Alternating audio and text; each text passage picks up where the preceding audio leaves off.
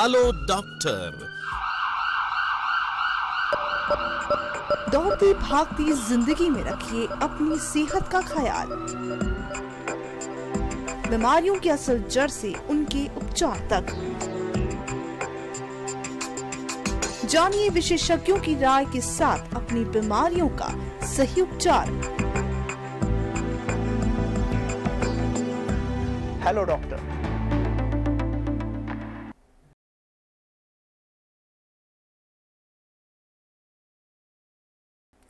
नमस्कार, आप देख रहे हैं डीडी हिमाचल और स्वागत है आपका कार्यक्रम हेलो डॉक्टर में। इस कार्यक्रम में हमें मिलती है स्वास्थ्य संबंधी महत्वपूर्ण जानकारी। मानव जीवन में जागरूकता जरूरी है और जब जागरूकता आपके स्वास्थ्य संबंधी हो तो और भी महत्वपूर्ण हो जाती है। इसी दिशा में आज कार्यक्रम में हम महिला स्वास्थ्य पे बात करेंगे। आज कार्यक्रम में आज हमारा विषय है महिलाओं में बच्चेदानी के मुंह का कैंसर यानी सर्वाइकल कैंसर। ये कैंसर क्या है, किस प्रकार से होता है, क्या कुछ रहते हैं इसके लक्षण और किस प्रकार से हो सकता है इससे बचाव, इसी विषय पर आज हम जानकारी लेंगे अपने विशेषज्ञ से। और जानकारी देने के लिए आज कार्यक्रम में हमारे साथ आईजीएमसी शिमला से कैंसर हॉस्पिटल से विभाग का अध्यक्ष और प्रोफेसर डॉक्टर मनीष गुप्ता जी हैं। डॉक्टर मनीष, आपका कार्यक्रम में बहुत बहुत स्वागत है। धन्यवाद। डॉक्टर मनीष, जिस तरह से हम सर्वाइकल कैंसर की बात कर रहे हैं तो सबसे पहले आपसे यही जानना चाहेंगे कि आखिर ये कैंसर है क्या, और भारत में यदि इसकी स्थिति की बात करें तो वो किस प्रकार की है?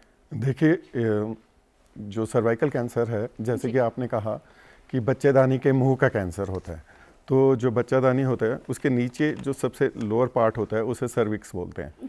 तो वहाँ पर जो कैंसर होता है उसे सर्वाइकल कैंसर बोलते हैं। आपने कहा कि भारत में इसकी स्थिति क्या है। वर्ल्ड में एक्चुअली अगर हम WHO के डाटा देखें तो लगभग 6,50,000 नए पेशेंट सर्वाइकल कैंसर के आते हैं। उनमें से 1,30,000 जो पेशेंट हैं वो भारत से होते हैं। तो इसका मतलब हुआ कि लगभग 20 से 25% सर्वाइकल कैंसर के पेशेंट हमारे इंडिया से होते हैं। और मोस्ट कॉमनली ये जो कैंसर है ये साउथ ईस्ट एशिया में ज़्यादा है। तो और अगर हम हिमाचल की बात करें तो हिमाचल में जैसे हमारे यहाँ पर हॉस्पिटल बेस्ड कैंसर रजिस्ट्री है, तो हमारे यहाँ लगभग 2,500 से 3,000 न्यू पेशेंट आते हैं पर ईयर, हर साल, जिनका हम रजिस्ट्री करते हैं। तो उनमें से लगभग 200 पेशेंट सर्वाइकल कैंसर के होते हैं। अगर हम देखें तो सर्वाइकल कैंसर वर्ल्ड में 4th मोस्ट कॉमन कैंसर है, पर इंडिया में ये 2nd मोस्ट कॉमन कैंसर है आफ्टर ब्रेस्ट कैंसर।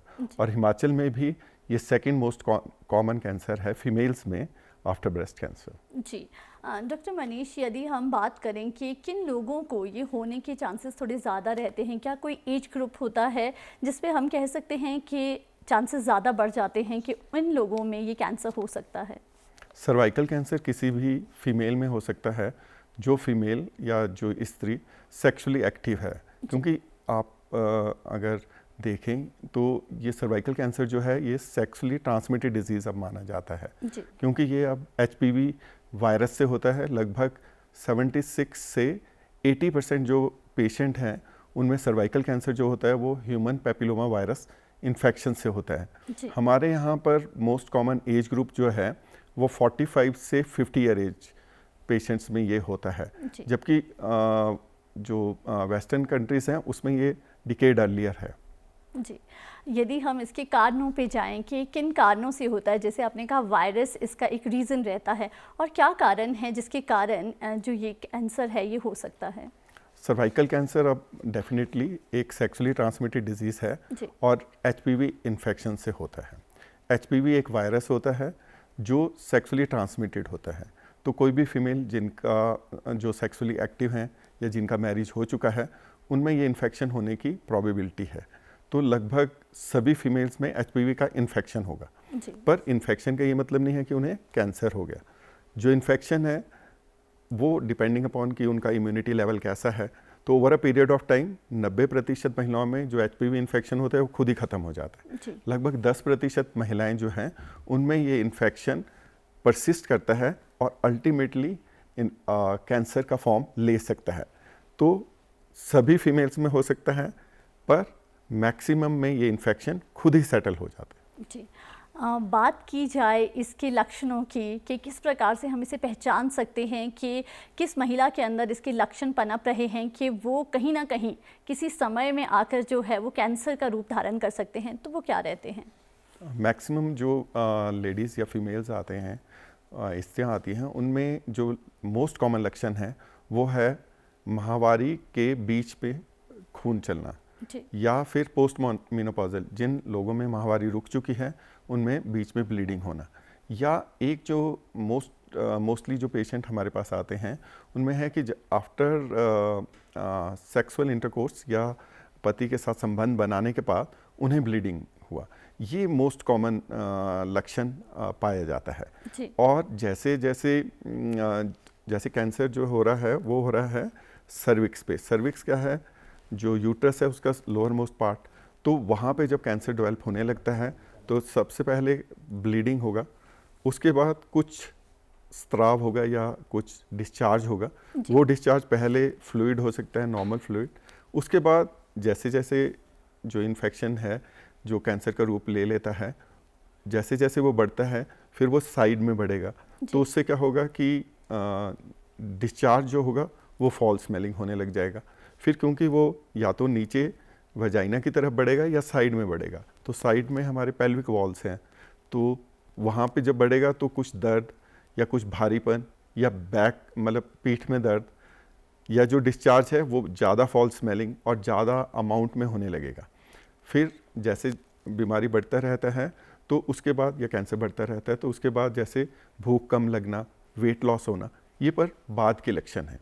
जी, तो हम कह सकते हैं कि अगर शुरुआती समय में हम इन लक्षणों को देखते हैं तो हम डॉक्टर के पास जा सकते हैं और एक तरह से उपचार जो है वो शुरू कर सकते हैं। डॉक्टर मनीष, क्या ऐसा पॉसिबल है कि जो ये लक्षण है ये बहुत ही शुरुआती समय में हो, जिसमें जो वायरस है वो अपने शुरुआती चरण में हो? क्या ऐसा पॉसिबल है? हम एक्चुअली पता कर सकते हैं जी। WHO की गाइडलाइंस है कि जो भी फीमेल हैं उन्हें, मैरिड फीमेल, उन्हें 35 साल, 25 साल, 35 साल और 45 साल। 25 साल वो फीमेल जिनका रिस्क ज़्यादा है, जैसे कुछ HIV ग्रसित महिलाएं हैं तो उनमें ये कैंसर होने की संभावना ज़्यादा होती है, तो उन्हें हाई रिस्क पेशेंट माना जाता है। उनमें नॉर्मल पेशेंट से, नॉर्मल पर्सन से 6 टाइम्स मोर चांसेस हैं कि उन्हें वो सर्वाइकल कैंसर होगा। तो उनमें 25 ईयर्स पे हमें स्क्रीनिंग करनी होती है। तो आजकल उसे HPV टेस्ट बोलते हैं, जो जिसे आप पहले पैप स्मीयर के नाम से जानते थे। फिर उसके बाद अगर 35 ईयर में वो नेगेटिव है तो सेकंड जो इन्वेस्टिगेशन है या जो टेस्ट है वो हमें 45 ईयर्स में करना है, क्योंकि जो HPV इन्फेक्शन है, जैसे मैंने कहा कि 90% लोगों में तो वो खुद ही ख़त्म हो जाएगा, डिपेंडिंग अपॉन कि उनका इम्यूनिटी कैसा है। जिनमें वो परसिस्ट करता है उनमें हमें उसे ढूंढना है। फिर जो HPV वायरस है वो लगभग 100 तरह के वायरस मतलब एट प्रेजेंट हमें पता है HPV के डिफरेंट टाइप्स। उनमें से कुछ ही वायरसेस हैं जो 10 से 12 हैं जिनसे ये सर्वाइकल कैंसर हो सकता है। वो जो वायरस हैं जैसे 16, 18 ऐसे उन्हें नंबर दिए गए हैं। तो अगर वो इन्फेक्शन होता है तो प्रोबेबिलिटी है कि over a period of time, कुछ समय जो कि 10 से 15 साल हो सकता है, उस समय में वो कैंसर का रूप धारण कर लेता है। जी, तो जिस तरह से आपने टेस्ट की बात की कि यदि हम ये टेस्ट करा देते हैं HPV के जो टेस्ट हैं, अगर उन्हें हम समय समय पर कराते रहें, अगर हमें ये लक्षण नहीं भी दिख रहे हैं और हम अपनी सेफ्टी के लिए टेस्ट कराएं तो अच्छा रह सकता है महिलाओं के लिए, उन्हें इससे लाभ हो सकता है? बिल्कुल। देखिए, अगर कोई महिला 35 साल में वो टेस्ट कराती है और वो HPV पॉजिटिव आ जाते हैं, तो उसका ये मतलब नहीं है कि उन्हें कैंसर हो गया। उसका मतलब है कि HPV वायरस का इन्फेक्शन उन्हें है। हो सकता है ये अगले कुछ सालों में खुद ही खत्म हो जाए, तो उन्हें थोड़े समय बाद अपने गायनोकोलॉजिस्ट जो स्त्रियों के विशेषज्ञ होते हैं उनके पास दिखाना होता है। तो वो लोकल एग्जामिनेशन करते हैं, जो नॉर्मल एग्जामिनेशन भी हो सकती है या कॉल्पोस्कोपी उसे बोलते हैं। तो उसमें देख के उन्हें पता लग जाता है कि जो सर्विक्स है उस पर कोई लक्षण है बीमारी के कि नहीं है। अगर बीमारी के लक्षण है तो कुछ नहीं करना है, उन्हें over a period of time कुछ समय बाद वो डिपेंडिंग ऑन कि उन्होंने देखा कि उन्हें लगा कि अभी कोई कुछ नहीं है, तो हो सकता है कि साल के या 2 साल के बाद बुलाएं, या उन्हें लगा कि कुछ प्रोबेबिलिटी है, नॉर्मल सर्विक्स नहीं लग रहा है, तो हो सकता है वो थोड़ा जल्दी बुलाएं। तो अगर हम उन्हें जो ये इन्फेक्शन है प्री कैंसरस, मतलब कैंसर होने से पहले अगर देख लेते हैं प्री कैंसरस स्टेज में, तो ओपीडी प्रोसीजर के द्वारा उनका इलाज हो जाता है। मतलब उसी दिन वो हॉस्पिटल गए, वहीं पे ट्रीटमेंट हुआ और उसके बाद वो नॉर्मल होके वापस आ गए। और अगर अर्ली कैंसरस स्टेज में पता लगता है तो भी 100% स्कोप है कि वो क्योर हो सकते हैं। तो अगर समय समय पे हम जांच कराते हैं और अर्ली स्टेज में हम या प्री कैंसरस स्टेज में हम पता लगा लेते हैं तो 100% स्कोप है कि पेशेंट या जो फीमेल हैं वो क्योर होकर बिल्कुल ठीक हो सकती हैं और नॉर्मल लाइफ जी सकते हैं। जी, तो आप सजेस्ट करेंगी कि महिलाओं को अपना जो रूटीन चेकअप है वो समय समय पर करते रहना चाहिए, करवाते रहना चाहिए। जैसे आपने कहा कि गायनेकोलॉजिस्ट के पास वो जाती रहें और समय समय पर जो भी उन्हें राय दी जाती है वो उसे फॉलो करती रहें।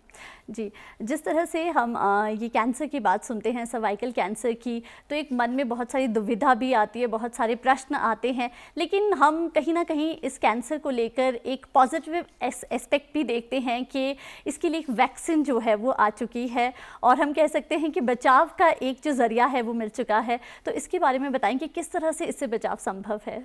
जी, एक्चुअली हम लकी हैं क्योंकि एचपीवी एक वायरल मतलब डीएनए वायरस है, तो उसके लिए और हमें पता है कि जो वायरसेस हैं जो मोस्ट वायरुलेंट है, जो इन्फेक्शन करने की प्रोबेबिलिटी जिन वायरस में सबसे ज़्यादा है, तो उनके अगेंस्ट दो जो 16 और 18 एचपीवी वायरस हैं, मेनली जो वैक्सीन है वो उनके अगेंस्ट है। कुछ 4 वायरसेस के अगेंस्ट भी है और कुछ 6 वायरसेस के अगेंस्ट भी है। तो डिफरेंट वैक्सीन्स डेवलप हो गई हैं। और अब अभी हमारे मतलब भारत की भी एक वैक्सीन है, वो मार्केट में आ गई है, सीरम इंस्टीट्यूट ऑफ इंडिया ने बनाई है। और अभी थोड़े समय पहले ये अनाउंसमेंट भी हुई थी कि जो एचपीवी की जो वैक्सीन है वो हमारे यहाँ पर मतलब हमारे देश में जो नेशनल इम्यूनाइजेशन प्रोग्राम है उसका हिस्सा शायद बन जाए। तो 9 से 15 साल की जो भी बच्चे हैं उन सबको वो वैक्सीन लगेगी। तो प्रोबेबिलिटी है अगर वो उन सबको लगेगी तो कुछ सालों में ये जो एचपीवी एसोसिएटेड जो सर्वाइकल कैंसर है ये बिल्कुल ख़त्म हो सकता है। तो अब ये करने के लिए जो WHO है उन्होंने मतलब प्रिवेंशन के लिए कि सर्वाइकल कैंसर ना हो या सर्वाइकल कैंसर अगर हो जाता है तो पूरी तरह से ये ठीक हो, तो उसके लिए उन्होंने 90-70-90 एक प्रिवेंटिव टारगेट दिया है सभी मतलब सभी देशों के लिए। तो उसमें क्या है कि 90% जो फीमेल्स हैं उनको आपको स्क्रीनिंग करना है, मतलब 35 और 45 पे। 70% जो फीमेल हैं उनके आपको लक्षण देख के, है ना, और ताकि उनका ट्रीटमेंट हो पाए। तो 90% में आप स्क्रीनिंग कर पाए, 90% को आप वैक्सीन दे पाए और 70% को आप ट्रीट कर पाए। तो अगर आप ऐसा कर पाते हैं तो जो ये सर्वाइकल कैंसर है ये हो सकता है कि दुनिया से ख़त्म होने की स्थिति में पहुंच जाए। जी, डॉक्टर मनीष, जिस तरह से आपने कहा कि अभी जो शुरुआती समय में जो ये वैक्सीनेशन जो टीकाकरण कार्यक्रम है, जिस तरह से हमने कोरोना वायरस का टीकाकरण कार्यक्रम देखा और आने वाले समय में इस कैंसर के लिए भी ये कार्यक्रम जो है वो हो सकता है, क्या केवल ये इसी एज ग्रुप में ही दिया जा सकता है? जो हायर एज ग्रुप की महिलाएँ हैं यदि वो इस वैक्सीनेशन को करवाना चाहती हैं तो क्या ये पॉसिबिलिटी है? देखिए, ये जो age group, target age group जिसे हम बोलते हैं, वो 9 to 15 है। उसका कारण ये है कि जो ये एज ग्रुप है बच्चों का, उसमें मतलब ये माना जाता है कि अभी सेक्सुअल एक्सपोजर हुआ नहीं होगा, तो मतलब एचपीवी इन्फेक्शन अभी नहीं हुआ है। तो वो नए पेशेंट्स हैं, पेशेंट तो नहीं बोलना चाहिए, नए बच्चे हैं, तो उनमें 100% इम्यूनिटी का प्रोबेबिलिटी है।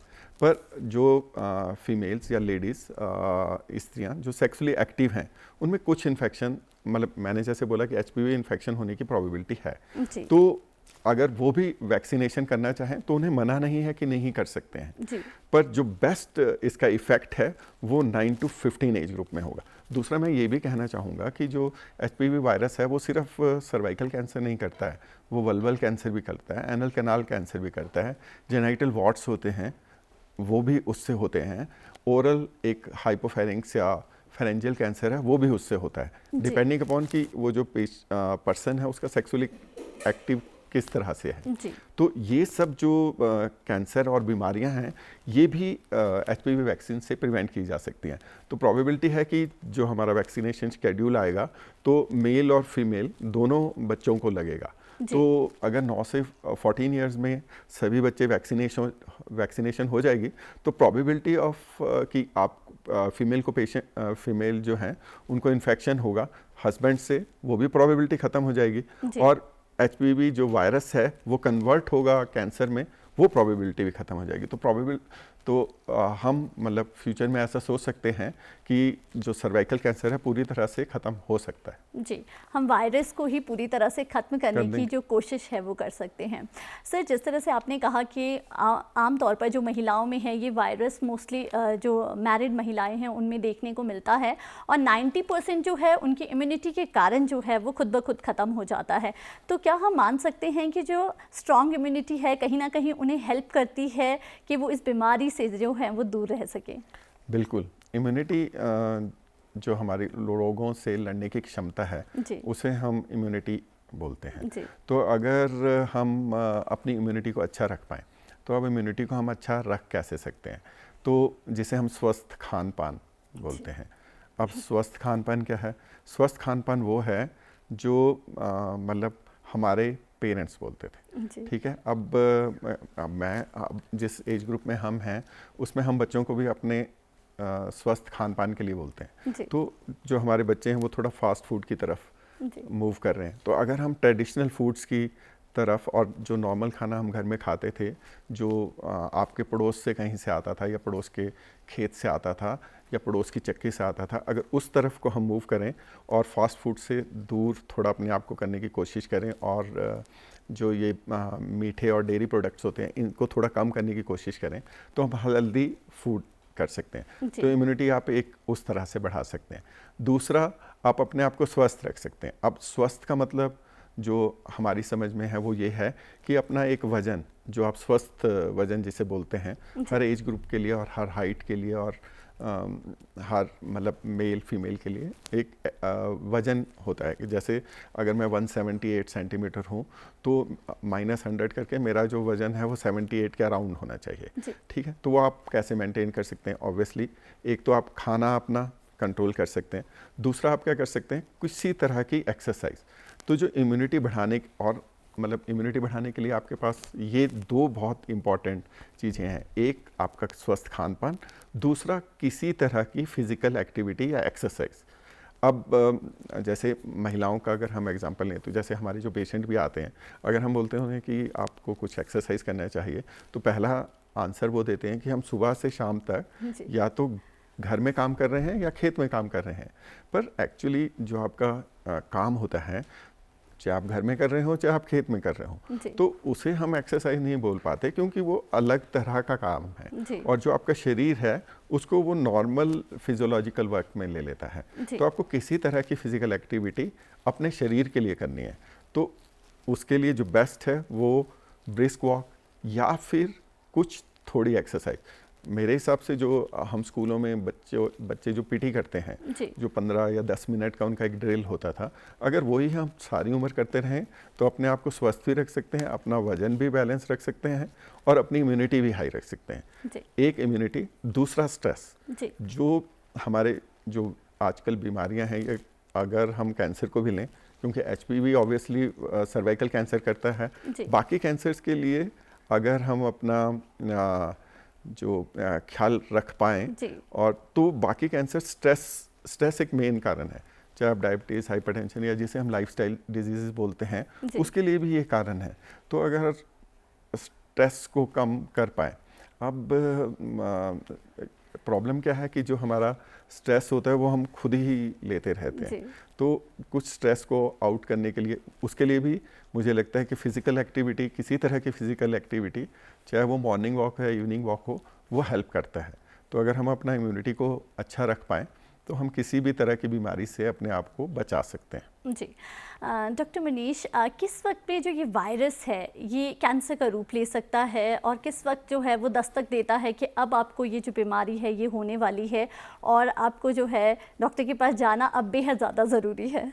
देखिए, अगर हम सर्वाइकल कैंसर की बात करें जी तो जैसे वायरस का इन्फेक्शन हुआ, जी तो वायरस का इन्फेक्शन हो गया, शुरू में तो कुछ भी नहीं होगा। जी फिर क्या है कि जो आपका जो हमारा जो सर्विक्स है जी उसका जो सरफेस है उसका इरोजन होगा। तो अगर जब इरोजन होगा या वहाँ से एपिथेलियम हटेगा तो पहले कुछ थोड़ा सा डिस्चार्ज होगा, फिर उसके बाद थोड़ा ब्लड निकलना शुरू होगा। तो अगर इंटरमेंस्ट्रुअल मतलब माहवारी के बीच में किसी को ब्लीडिंग हो रही है, या पोस्ट मेनोपॉजल है फीमेल जिनका माहवारी आना रुक गया था और अब दोबारा से ब्लीडिंग होने लग गया है, या कुछ फॉल स्मेलिंग डिस्चार्ज हो रहा है, तो उसे इग्नोर ना करके अगर आप उस समय पे अपनी जांच करवा लेते हैं तो सिंपल फिजिकल एग्जामिनेशन से जो डॉक्टर हैं वो ये देख के बता सकते हैं कि ये किसी इन्फेक्शन की वजह से है या सर्विक्स पे कुछ चेंजेस हैं। जी। तो अगर कुछ चेंजेस उन्हें दिखते हैं तो वो बता सकते हैं और उसका एक परीक्षण कर सकते हैं जिसे हम बायोप्सी बोलते हैं। जी अगर उन्हें लगता है कि कुछ नहीं है तो ऑब्वियसली वो बता देंगे कि कुछ नहीं है, आपको कुछ दवाइयाँ लेनी है, उसके बाद इन्फेक्शन ठीक हो जाएगा, तो you are as good as normal person. जी तो पर अगर उन्हें लगता है कि डिजीज़ है तो फिर वो उसका एक बायोप्सी करके उसको हिस्टोपैथोलॉजी मतलब माइक्रोस्कोप के नीचे पैथोलॉजी डिपार्टमेंट में वो देखते हैं, फिर वो बता पाते हैं कि ये प्री कैंसरस है या कैंसरस है।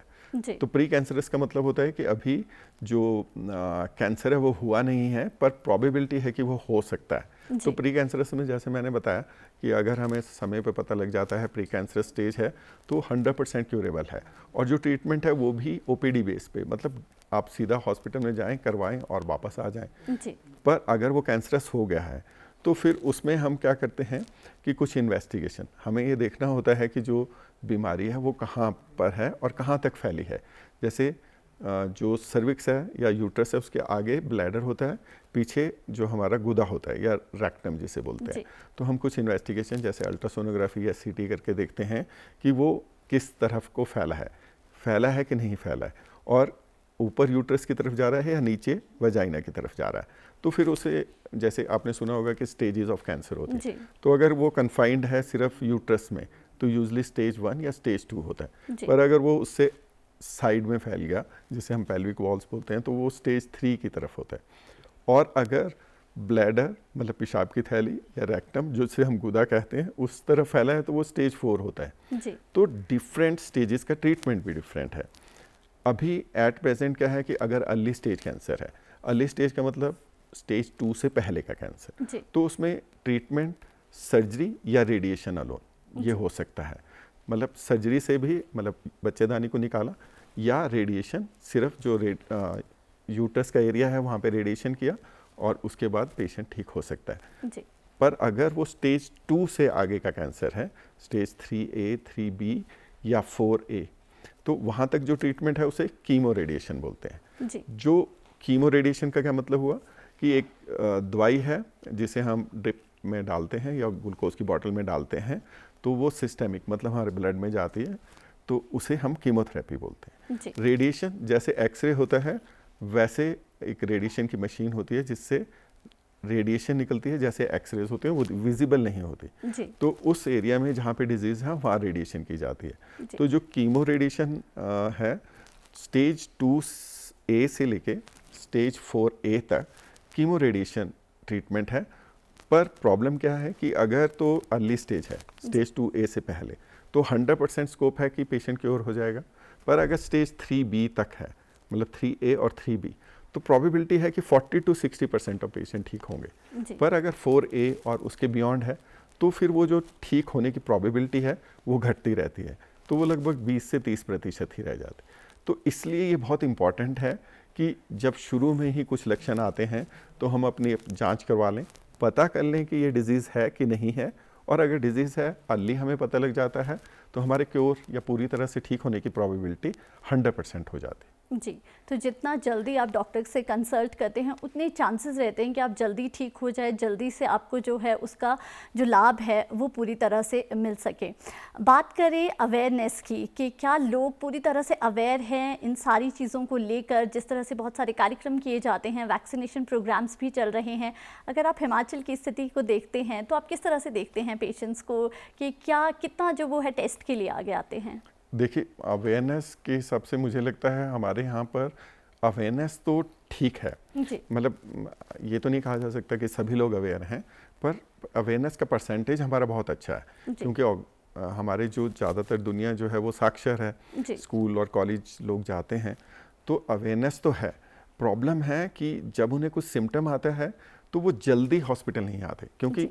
अगर हम परसेंटेज ऑफ पेशेंट देखें तो जो हमारे पेशेंट हैं सीएस सर्विक्स के ही अगर हम सिर्फ बात करें जी तो लगभग अभी भी एट प्रेजेंट भी 40 to 60% जो पेशेंट हैं हमारे वो लेट स्टेजेस में आ रहे हैं, जी जबकि मतलब पता तो उन्हें पहले भी लग गया था, पर होता क्या है कि पहले वो या तो अपने सिम्टम इग्नोर करते हैं, और फीमेल्स में पता नहीं क्यों एक ये प्रॉब्लम भी रहती है कि वो ना जो अपना मतलब निदान करने की प्रक्रिया या ट्रीटमेंट करवाने की प्रक्रिया उसको पोस्टपोन करते रहती हैं, जी चाहे वो घर के इवेंट हो या फिर ऑफिस के इवेंट हो, तो वो उसे लेट करती रहती हैं, जिससे वो लेट हो जाता है। तो मुझे लगता है कि जो हमारे यहाँ मेन प्रॉब्लम है वो अवेयरनेस शायद उतना नहीं है जितना लोगों का सिम्टम्स को इग्नोर करना है, क्योंकि अगर पेशेंट स्टेज 3 पे आ रहा है जी तो इसका मतलब आया तो है वो, जी। तो उसको पता तो पहले से था, तो अगर वो बाई चांस वो स्टेज 2 में आ जाता तो हम उसे क्योर कर पाते। 3 में भी क्योर करने की प्रोबेबिलिटी है, पर वो गिरती जा रही है, कम जी। हो रही है। तो मुझे लगता है कि हमारे यहाँ पे अवेयरनेस तो है, पर लोग अपने जो सिम्टम हैं उन्हें इग्नोर करते हैं। जी डॉक्टर मनीष, आप आज कार्यक्रम में आए और सर्विकल कैंसर को लेकर हमें इतनी महत्वपूर्ण जानकारी दी, इसके लिए आपका बहुत बहुत धन्यवाद। Thank you. आज कार्यक्रम में हमने जाना कि बच्चेदानी के मुंह का कैंसर किस प्रकार से होता है, क्या कुछ रहते हैं इसके लक्षण और किस प्रकार से इससे बचाव हो सकता है। तो जल्दी से जल्दी डॉक्टर से मिलें और उनसे कंसल्ट करें, और जिस तरह के उपाय डॉक्टर साहब ने बताए उन्हें अपनाएं, ताकि हम इस बीमारी से जो है वो बहुत दूर रह सके। आज कार्यक्रम में बस इतना ही, हमें दीजिए इजाज़त, नमस्कार।